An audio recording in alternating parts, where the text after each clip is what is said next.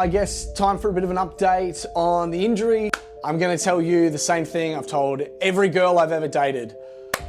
You're about to be heavily disappointed. The problem that I had, I'm not Shervington, unfortunately. And I just thought, you're at World Champs, you gotta go. I shouldn't have done this.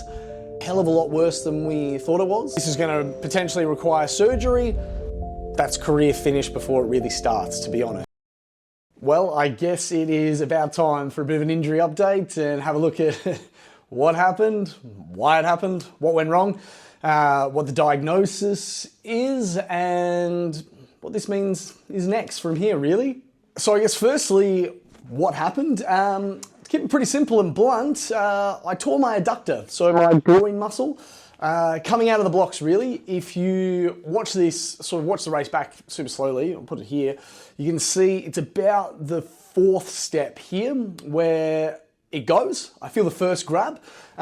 Decided to try and muscle through it. I'll have a chat about that in a bit, and then if you keep watching slowly, and when I get to about here, it's about the 35, 40 meter mark, that's when the adductor completely gives up, really goes.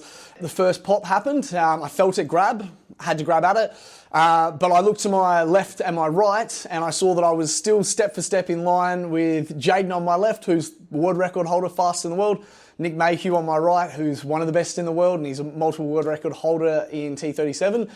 And I thought, well, I'm at World Champs, you're not going to get this chance very often and you're keeping up, just bite down and see if you can do it. So bit down, tried to grit it out, and then got to about the 35 meter mark, 40 meter mark, and felt a real big pop. And that was when I knew, well, that's kind of our World Champs done. And my adductor kind of just said, you can keep going if you want, but I'm not coming along for the ride, unfortunately.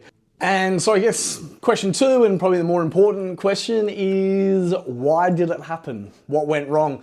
And I'll preface this by, I guess, giving a bit of background. In my incredibly short running career that I've had so far, my biggest weakness has 100% been my block starts. I've been terrible at coming out of the blocks. My main strength is my top end speed. I'm really good at it. I hit it pretty early, 45, 50 meter mark usually, so a bit shorter than where we really want it to be. But my biggest strength is that I can maintain my top end speed really well. I don't have a big drop off. But yeah, my block starts have been by far my absolute worst part of my race. So when we're looking at kind of why my adductor tore and what went wrong, we have to look at a few different factors towards that, because it tore coming out of the blocks, pretty clear, but why did it? To be quite frank, I've got pretty great power output in my legs. They're quite strong. I can develop quite a lot of force by all the metrics that we've done with my physios, my coaching staff. The power output's fantastic, but unfortunately, I don't have the conditioning from years and years of sprint work, so the legs aren't really ready for it. My best analogy for it, I guess, that I like to use is I'm a bit like an old American car. Big engine, lot of power, can't put any of it on the ground because the rest of the engineering's just not there for it. Which is why we also saw in the lead up, which kind of leads to this, which I'll give a breakdown as well, but in the lead up to Worlds and from starting my sprinting journey back in April this year, I've torn my hamstring twice. It's because I've never really actually run at my max velocity before. So now my exposure window of the max power output going through the hamstrings and this time the adductor has just been, I mean, unquantifiably higher than it usually was. So now it's being exposed to it. The legs just aren't ready to take it. Most sprinters have years and years of conditioning and they have a longer lead in. We had a really short lead in. I started sprinting in April, qualified for Worlds, managed some injuries in the lead up to it, and then we're at Worlds. So we didn't really get the lead up that most people would to condition their bodies for this, and my body just honestly couldn't take it.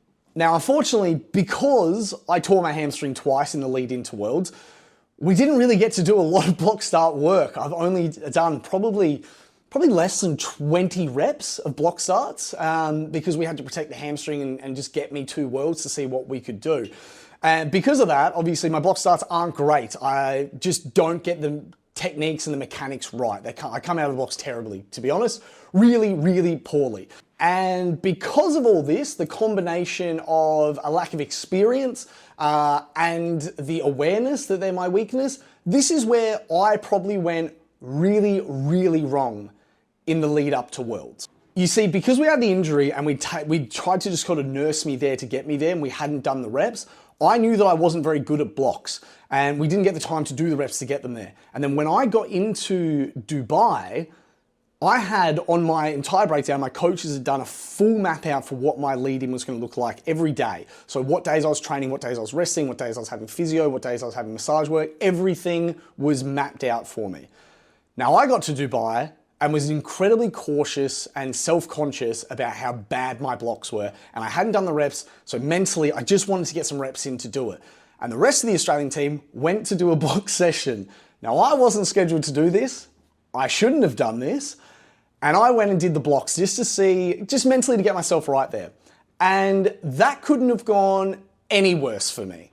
Because you see, I did blocks with people like Chad Paris and people like Jaden Page, who are very, very good at them.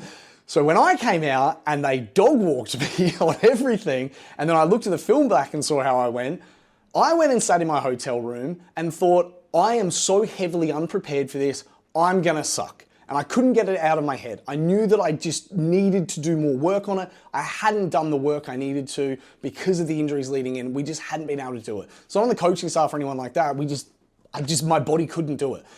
So because of that, I was sitting there dwelling on the fact that I sucked at blocks. And after speaking with my coaches about it, they're like, don't worry, it's gonna be fine. We can work on these things later. Let's just get you there. Let's get you running. I didn't quite do that. We went into New Delhi about a week later. Now, when I went to New Delhi, I had to do my classification process, which involved, obviously, a big 100-meter run and a block start. And I felt then even worse. I felt like this was going terribly. It's all getting into my head leading into the actual competition. I just wasn't mentally prepared for how my blocks were going to go. So after my classification, I was meant to be pretty much on complete rest, just healing up, getting ready for race day. There was no other track work to be done until the day of. However, I wasn't very comfortable with how my blocks were going and mentally I wasn't ready for it. And then 2 days before my competition, there was something called a starters session where all the different teams, so for our starter session, it was the Australian team, the Great Britain, the US, and I think Saudi Arabia because we're all staying in the same hotel. So it was essentially a session for everyone to go and do their starts, do some reps, get onto the actual stadium track and do your reps. Now, obviously, I didn't have this scheduled in. My legs were meant to be just getting rested, but I mentally needed to do it. So I went along to the starter session and did some blocks. Now, the big benefit of me doing this was I got to see how people like Ryan Medrano, how people like Jaden, how people like Nick, how other guys in my team like Jason all got to do these things. And I got to see some world-class level starts, which was amazing. I got to pick up a whole heap of tips. And my blocks, for the ones I did, actually went really well. I came out well and I was like, yes, I think we might actually have this now. This is awesome. So that was a big silver lining. The downside is I was in 38-degree heat sprinting 2 days out before the race. So I was putting my legs under more strain than they really should have done. And that's on me. It's not on the coaches. This is all on me. The injury is 100% on me. Luckily, we had the incredible physios like Darren on board, who I worked with every day. The poor guy had to basically mend me together to get me there. And we did. I told him everything that was hurting, but he did an incredible job of getting me there and got me to race day. But so obviously, factor one, coming into race day, I'd done more overloading than I really should have done. What Steve Caddy, the head of the para team, kept saying to me every day, because he'd see me going into the gym every day and he'd see me walking around the hotel doing sprint drills. Less is more at this stage. Cut it out. I really should have. But so, factor one, I'd overtrained myself in the lead up to Worlds. There's that. Then there's factor two, which is a little bit of a silver lining, to be honest. On race day, I rocked up to the track. Obviously, at this point, I've met most of my competitors, getting along with them all really, really well, especially the Americans. The American team, I couldn't believe, I had dinner with the American team most nights. I got along with them so well. But in the lead into my game, so we go to the track for me to race, and in the warm-up process, and then in the call room, which is your event gets called for half an hour, 45 minutes beforehand, you go and sit in a little room before you walk out on the track, basically. And there's a little track in there for you to continue to do your warm-ups. Now, in the warm-ups and in the call room, the Americans actually gave me some really, really good tips about my blocks. They've been watching them. I've been saying how I didn't really know what the bloody hell I was doing, and I needed some work on them, and how great they were coming out of the blocks. And they gave me some tips on technique that I could, I guess, put into place. Now, generally, before a race, you don't want to try anything else, but I've pretty much no experience in this sport and I'm an idiot, so I thought, yeah, I'll give them a go. I tried them in my warm-up, they felt great. I probably did more than I should have, again. And then it's time to go. We get called out to walk out onto the track. So we get called out, we walk out there, which is one of the best experiences of my life. I can't explain this enough. Walking out into the stadium to run in front of the crowd. It wasn't a very big crowd, but it was a decent crowd. Huge stadium, the lights are on, cameras are on. It's one of the first times I've ever done something where I went, yeah, this is what I'm meant to be doing. This is truly what I'm meant to be doing. It was incredible, such a great experience. So we walk out there, we're on the track, we're ready to go. I get into the blocks, my mind starts running a million miles an hour. I settle down, it's all pretty, everything goes pretty quiet, it's pretty good. It's ready, take your marks, set, pop into my set position, go. You hear the gun shoot off, I've put in all these new techniques, and because I'd taken on the new techniques that some of the Americans had taught me and put some of my coaching into practice, I came out of the blocks better than I ever have. It was my best block start by far. Problem with that, the adductor just wasn't ready for the power to actually work. It's the first time I've really been able to put the power through the legs in the blocks and get the start I needed, and the leg just wasn't ready. So now, the silver lining to this is obviously, sure, I tore my adductor, but it happened because I came out of the blocks stronger than I ever have before. So the adductor just wasn't ready for the power. So I went back to the hotel, obviously felt pretty sorry for myself, had a bit of a sook. Luckily I had some really good people on, on my team, and a whole heap of people I barely know, to people I know very well that sort of got around me and kept my spirits up. But then I guess there's step 3, and probably the part that people are most interested in, and that's what's the diagnosis? So obviously straight post-race, I went straight back to the hotel, saw Darren, the Australian team physio, who pretty much glued me back together and helped my hamstrings get me just to the race day. We did some assessment, jumped in the ice bath, did some treatment, and chucked some compression on. But that was pretty much all we could do. Essentially the answer was, it's too close, we're gonna have to wait it looks like it's probably a grade 1, maybe a grade 2 strain. You're just gonna have to wait till you get back to Australia, see a physio, see what they say, and then if we need to from there, get some scans. But the big thing was we chucked big old compression sleeve that we put it together, and it was just to wear that for a couple of days. So I wear the compression sleeve for a couple of days, fly back to Australia. I get back to Australia on the Wednesday. I see Nick, my physio, and the Tasmanian Institute of Sport physio on the Friday. And we go in thinking, look, it's probably a grade 1, maybe at worst a grade 2 strain. I was gonna have a pretty long break of sort of 8 to 10 weeks anyway, because I'd put so much strain through my legs in the last sort of 4 months in the lead up, so we'd get a break anyway, it doesn't really matter. So we saw Nick. As soon as I see Nick, we started doing some testing, and one of the biggest concerns was I couldn't really feel any pain. I had no real pain at all. It felt pretty great, but the bruising on my leg, as I'll show a little clip here, I guess, was intense, and the bruising had actually moved up all over my pelvis. So everything sort of from the belly button down was pretty black. And having all of that bruising, especially around the pelvis, and the fact that it didn't hurt me to move, which I thought was a plus, but essentially it got Nick thinking, this could be a hell of a lot worse than we thought it was. You might have completely torn the tendon straight off the pelvis, off the bone, and fractured the pelvis, which is something you see. It's super rare, but it is something you see, and everything was kind of lining up for it. So what we thought was going to be a session with me and Nick going through some work to get the rehab, get a bit of a timeline, went for about 10 minutes. We did some testing. It was like, this looks pretty bad. It looks like it could be a lot worse than we thought. If you've torn this off the bone, that needs surgery to be reattached. That's a 12-month injury. Now, obviously, at my age and with my lack of experience in the sport, it was probably going to be a situation of, if that's the case, and we require surgery to reattach the tendon, it's probably a case of that's career finished before it really starts, to be honest. So yeah, we were kind of hoping that wasn't what it was going to be, but that looked like what it was. So we had to book in for a scan. So Nick, amazingly, being Nick, does what he does. Got me booked in for a scan. This was on the Friday, we're seeing Nick. He got me booked in for the scan on Monday, the first chance we can get. So what then led was obviously a long weekend of sitting in my own thoughts thinking, that's it, it's all over. At least we got to go to Worlds, I guess, but that's it. We never really got to show what we could do, which is pretty disappointing, and that's pretty much what I reserved myself for and thought was going to happen. So then Monday rolls around, we go and get our scan done. Obviously the scan then gets sort of expedited straight over to Nick to have a bit of a look and a bit of a rundown.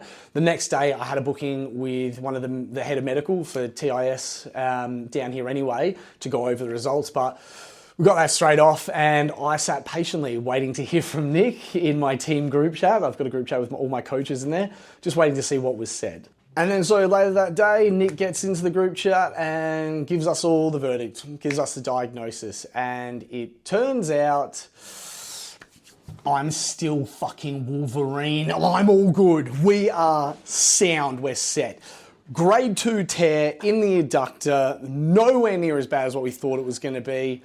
Still not great. It's not exactly ideal. It's not the best prep that I could have leading in, but 8 to 10 weeks of sort of, rehabbing, prehabbing, and trying to build the legs. So quite a bit of time away from the track as a diagnosis, but we're not having surgery. We are all clear from career-ending stuff. I swear to God, you are going to have to study me for medical science to work out how my body keeps pulling this off. We keep getting right to the edge of everything being over and done with, and then it stays on. It's incredibly on brand for this narrative so far of how this story's gone, but I couldn't be more relieved. I probably didn't realize how invested I am into this now and how much I loved it, how badly I didn't want it to get taken away until I honestly thought it was done. I really did. So best news we could have got. It's amazing. So stoked. Obviously, not the international debut we wanted to have. Things didn't quite go to plan, although they kind of went along with the narrative of this story so far. I guess the biggest thing is I've had a lot of people reach out to me since, a lot of support, that's been amazing. But I think the biggest thing is a lot of people have reached out sort of wondering what went wrong, what happened. Overall, and I will say it has been pretty overwhelming. I've had so many people reach out, whether it's been from the whole team and staff at Athletics Australia, the whole Australian team got around me straight away afterwards, pulled me aside. Everyone could see that I was pretty upset, pretty pissed off, and yeah, just a bit disappointed in what happened. It didn't go to plan, but they all jumped around me. My competitors, probably the biggest thing that shocked me the most was the amount of people from outside of my team that immediately got around me. Nick Mayhew, who gets a bit of a bad rap, a little bit. He's got a bit of a pretty strong personality, a little bit like myself. He grabbed me straight after it. He saw me straight after the race. I was pretty angry. It was pretty clear, but he grabbed me straight away and just kind of said, "Pull your head up, mate. You've got a family back home. You got other things going on. You got a lot of stuff that's bigger than this that you can be proud of and be happy with." So those kind of things. I mean, at the time, to be honest, and I think a lot of people who've competed in anything would relate to it, didn't really mean bugger all. I was kind of just pissed off, just kind of furious the amount of time and hard work, and I think there's been a lot more hard work go into this than I think a lot of people appreciated. I know there was a lot of people sort of in the para space and leading into it that thought I was taking the piss a little bit. I wasn't taking it seriously, and I was kind of joking about how it happened so fast, and a lot of people weren't stoked about me getting on the team on a national level so quickly. So there was a bit of me that really wanted to sort of, once I'd found that, I really wanted to prove a lot of people wrong, show them the amount of work we put in, not just the amount of work I'd put in as well, like the amount of work my team had put in. Whether that's the 2 or 3 physios that have worked with me in the lead up, my TI, my Tasmanian Institute of Sports people, whether that's Jason, my running coach, Kirsty, who's kind of bent over backwards constantly to get me to this point, and obviously Vass, my head sprint coach, who's also one of my physios. They've all put in an absolute ton of work to get me there, and a lot of people thought I was just rolling up, not taking it seriously. So I really wanted to do them right and sort of prove everyone wrong and show them what we could do. And obviously the body didn't do that. And obviously the other Americans that I competed against, Jaden and Ryan, I got really close with both of them while I was there. Fantastic guys. Ryan's almost too nice a guy. It's a bit crazy. But even the US coaches got around them all really well. They all got around me really well, gave me a heap of tips. So, and then there's a Brazilian runner. He's in the class below me, T37, multiple world champion, record holder. He won multiple golds at the event. And I'd met him sort of in passing, not actually got to know him a little bit, and we'd sort of seen each other on social media. But I remember it was the next day, I think it was the next day after my race, I went to the track and I saw him run he won a gold. And we were all sitting, the Australian, me, and it was also myself and Jaden Page, another Australian runner. We're pretty specifically getting around. We're just kind of getting around. Jaden's kind of the heart and soul of the Australian team, and he supports everyone he walks past, whether it's someone from his team, someone from the competitors' team. He just gets around everyone. And we were kind of sitting right on the edge near the finish line, sort of, you know, supporting everyone who was competing. And Ricardo came off. He just won a gold medal. I think he might have even set a world record. So, you know, he's an absolute pinnacle of a world champion at that time. And he saw me on the side and jumped up onto the barrier and grabbed me and sort of gave me a hug and was like, just getting around. I can't remember exactly what he said. It was a bit of broken English because he's Brazilian. But he was saying, you know, how, to paraphrase, how I should still be really proud of myself and how inspiring my story is and just incredibly supportive. And I was saying to him, mate, you've just won. You've just won a world championship. You've got a gold medal. You go celebrate your stuff. I'll live with mine. But I think just seeing that and seeing people in the para space, obviously I'm so new to it, but getting to see what people are like in it, it's incredible. It's such a nice little fraternity. And there's so much support. And, you know, everyone was telling me how amazing, you know, sort of my inspirational story is. And then I'd find out about theirs. And my story is just some guy who was an idiot and hurt himself and has now decided to do this. These people have overcome so much more adversity than I have. And to see what they're doing is just incredible. So from the bottom of my heart, I can't say this to everyone, from all my competitors and from, you know, people on my team, obviously all the staff, you know, the physio staff, Darren, Scott, Lily, I'm sure Mickey, I'm sure I'm missing people here, but everyone who supported me while I was there, I can't thank you enough. It was incredible, an amazing experience, one I really wish I'd probably taken a bit more in. I probably took it a little bit for granted. So then I guess that leads us to probably the most important question of all, and that is, what's next? Now, it's either way, it's going to be a pretty big decision to make about where we go to next.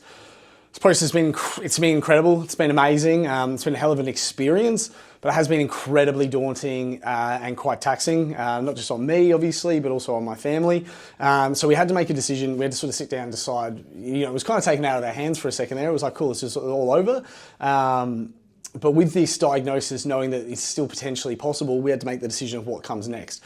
And what's next is, for me, after experiencing Worlds and getting so close to seeing the highlight of it in terms of competing at the absolute upper echelon of what I can do, and then so kind of falling so short, not really getting to put it out there, I just feel like I can't walk away from it like that. I just feel like I have so much left to prove, to show what I can do, what I'm capable of on a world stage, that I can't walk away from it. I can't walk away from it. I loved every second of it, whether it was the call room, walking out under the lights, getting to compete against the best in the world. I think the biggest thing for me was seeing the best in the world. It's a gap for sure. It's a jump, but it's not a gap that isn't you know, able for me to close it. I'm able to compete there. I know I can. I know I can close that gap. And I'm just not willing to walk away from it in the situation that it is now. Now, obviously, I kind of wish I'd documented the lead up to Worlds more. I kind of wish I'd really done a bit more long form and done it. So from here, I'm going to document the whole rehab process from here, and prehab, I guess you could call it as well. And then document chasing those times, try and qualify for Com Games, hopefully get Commonwealth Games selection, and then document, obviously, Com Games while we're there. Now, this is obviously just me, some middle-aged guy, probably a little bit out of touch, and a phone. So if you're expecting this to be, you know, a Christopher Nolan epic that you'd see on YouTube, I'm going to tell you the same thing I've told every girl I've ever dated. You're about to be heavily disappointed. Now, I'll be doing it in a little bit more long form. I'm not great at making the short videos that Instagram want you to do. I'm old, I'm out of touch, I don't know how the kids do it. So it'll be all on YouTube that you can sort of follow along. I realize no one really wants to, no one cares about this. If anything, it's just something I can document and look back on. When I am older and my memory is all gone, I can watch these videos to try and remember my sweltering glory days, I guess. But if you want to come along for the journey, jump on board. Going to be a hell of a ride. We're just going to ride this train until the wheels / my legs really do fall off. They're getting close. We're getting close to it, but they're hanging on just a little bit. See you at the next step.